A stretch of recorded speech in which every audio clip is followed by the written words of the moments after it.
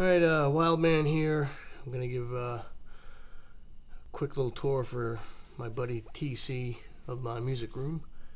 So, here we go. Going up the stairs. That's a Styx towel that my wife was handed to right from James Young on stage. And Motley Crue poster, and these are different posters of a tribute band they played in. All over the place.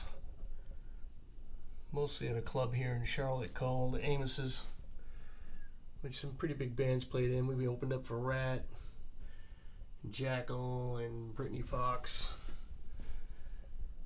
This here is a drum head that I played. It's an Aquarian high energy drum head. And for some unknown reason, this drum head lasted my abuse for 5 years through all these different bands. Highly recommend the Aquarian high energy drum head.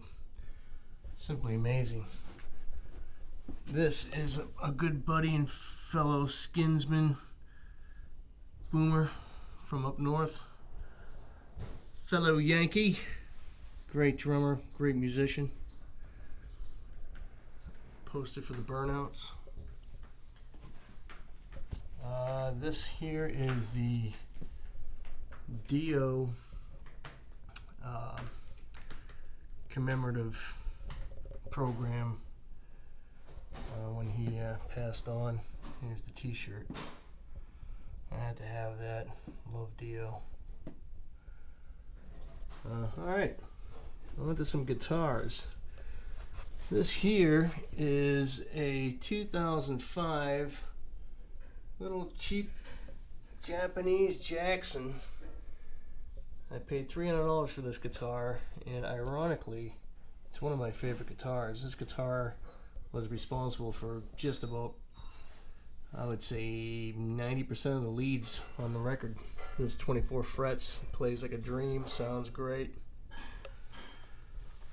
Adrenaline Mob poster.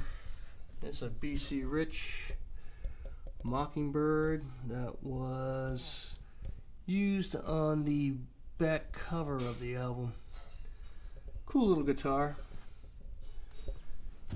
This is the what they call a SoCal Charvel in pagan gold.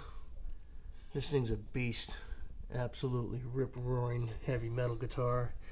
Used that a lot on the album for rhythm tracks. This is the Frankenstrat. Just a kit guitar, I don't know. Bird's eye maple body and neck. Got it sorted out now. It's one of my favorites. This here is another BC Rich exotic classic Mockingbird. Probably the fastest playing guitar I have. It's just wicked. I don't know, made in China, Korea, but it's just awesome. So that's the pan around the whole music room here. This is where I did all the demos that led up to the making of the record. This is a Yamaha Absolute Birch drum kit. These drums are really spectacular. I didn't use them on the record because they had even better drums in the studio, but these are a great kit. Moving on. This is one of my old bands. Yeah, that's from the 80s. There's Knight Rider. That goes back to about 1980 maybe. Back to guitars. This is my Les Paul. Got the Zoso Jimmy Page truss rod cover. Had to have that. Nice guitar. Used that extensively on the record. Did most of the rhythm tracks on all the heavy stuff with that guitar. Over here is, oh wait a minute, back to there. Can't have a Les Paul without a Led Zeppelin poster, right? Strat, newer Strat. My wife picked this guitar out, and it is just fantastic. I love this guitar. It's what they call an HSS humbucker and 2 single coils. Use this on a lot of the clean passages on the record. Played all the lead guitar and hear what I'm saying with that.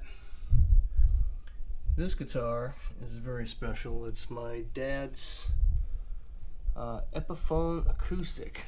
It still says Gibson on the truss rod cover.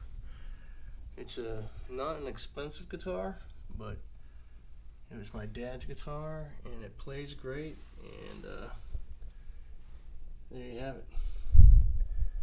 This is a 1988 Jackson Copperhead. It's got the Copperhead graphic. Great guitar, right from the shred days of the 80s metal. All original. Somebody really loved this guitar because it's just almost like brand new.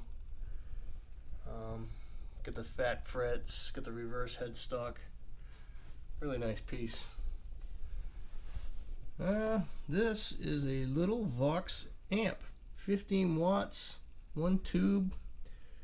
Use that for a lot of practice. What do we got here? Got a bat. I'm big into muscle cars, so I've got a lot of these little die-cast cars. Cuda and a Mustang and a GTO and a Chevelle. There's a Korg keyboard. I can't play keyboards. I like to think I could, but I can't. Some more cars. Some more posters.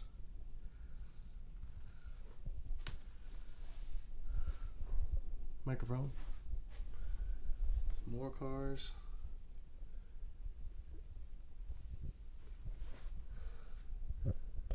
John Lennon, and of course the greatest band of all time, the Beatles.